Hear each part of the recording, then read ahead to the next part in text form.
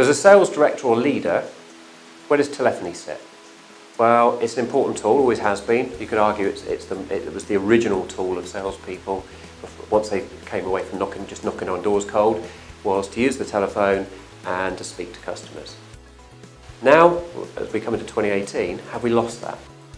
Because we have social media, we have email, a big culprit, and what we see of the behaviour of a lot of people is moving on to those other mediums because it feels easier. So, I often challenge people that ask your sales team when they say, I spoke to the customer yesterday, they really speak. And often what you'll find is they'll say, it wasn't speak, it was I communicated with them. So it was an email discussion. Now when I've challenged sales leaders to this, often they say, oh, no, my team wouldn't do that. I think you'll be surprised. Because that's what goes on. So the problem with that is it's not a conversation. It's a very managed process. You ask the customer something, they are digesting the email, thinking about what they put. You're not getting immediacy, you're not getting a true reaction, you're not getting tonality of voice, you're not gauging anything, because what they send back is formulated and scripted. So how do we drive people out of this behaviour, and what's the extra benefit for sales leaders and directors from using telephony, or what could they do different? So by having a platform that gives you more data about what's going on, you'll know that. So when you ask someone, you'll already know that they didn't speak to the customer. They spoke to their key opportunities 3 times last week, but each one was only a 3-minute call. So they may say they spoke to them, but it's very different to having an engaging conversation. You can't get much in 3 minutes.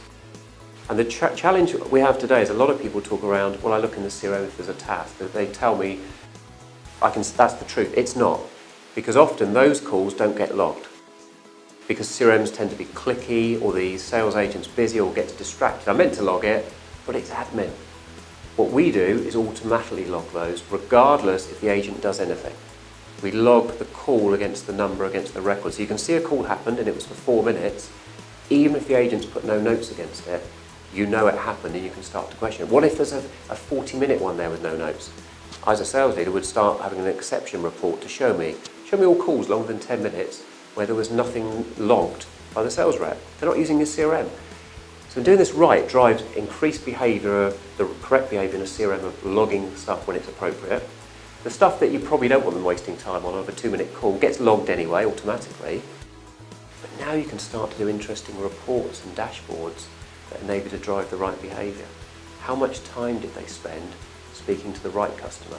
If you've got a £1 million opportunity and you've spent an hour speaking to them in the last month, but your 10k opportunities, you spent 2 hours on all of them, I'm not saying it's right or wrong, but it raises and flags to me a question, because I've got data now to make a better directive, better training and coaching to try and direct the right behaviours. Have you got someone who's scared to talk to big companies? So they're not talking to them, they're doing most of it on email. People think the CRM gives them this data, it doesn't. The CRM gives them the data the sales rep chooses to give you. What we do is fill the gap automatically that the sales rep cannot impact. You know what calls were made, how long, who to, and it's all in Salesforce and it's all easily reportable. So if you invoke our call recording, we also record the call and put it in the same place. So as a sales leader, you can say, that was a 20-minute call, they haven't logged anything, I'll listen to it. Now that could be for coaching purposes. The agent can listen to it themselves, again if you give them permission though. So everything is permission driven, permissions within Salesforce. So we're not impacting you with this whole wondrous new system to learn. If you use Salesforce, this just fits right in, that gives you a ton more value, drives better behaviour by salespeople to use Salesforce. We find a lot of customers roll us in at the time they're first putting Salesforce in, because it aids the user adoption to the business benefit. There's 2 sides to the coin. The more intelligence sales leadership has about what's really going on, the more you can coach, make the right decisions. Have you got the right behaviours from your employees? Have you even got the right salespeople? But you don't know today. If you don't know what you don't know and you're missing data sets, you're making assumptions or hoping you'll find out.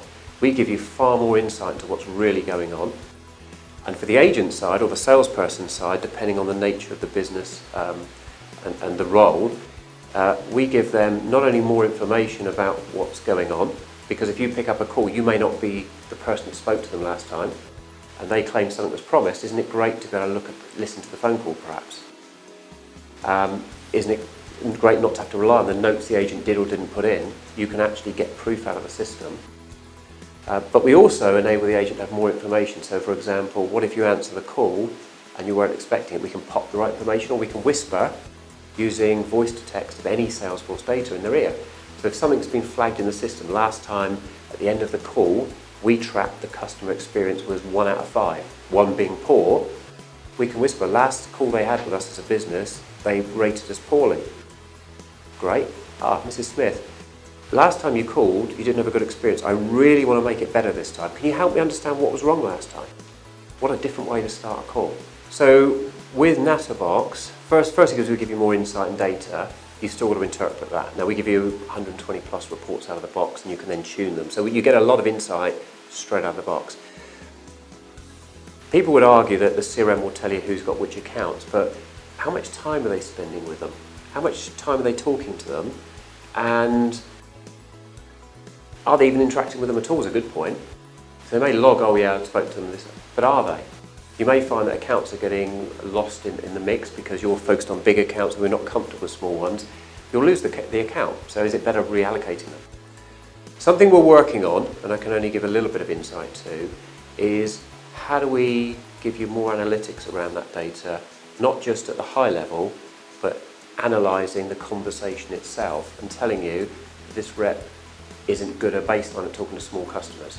So using AI type technologies to tell you that as a sales leader or a customer service leader, that agent shouldn't be on that type of account because the conversation is about it. And that might not just be size of account, it might be vertical.